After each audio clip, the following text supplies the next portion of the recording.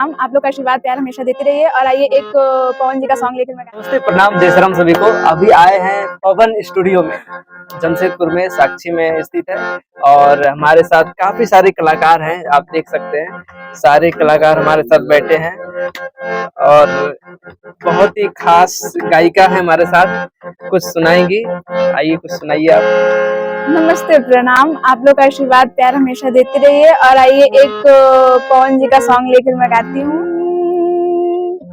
सनहिया लगावल बहुत बात नहीं खे, सनहिया लगावल बहुत बात नहीं खे, नजरिया चुरावल बहुत बात होला, केहू के रोवल बहुत बात रखे, रोआ के हंसावल बहुत बात होला।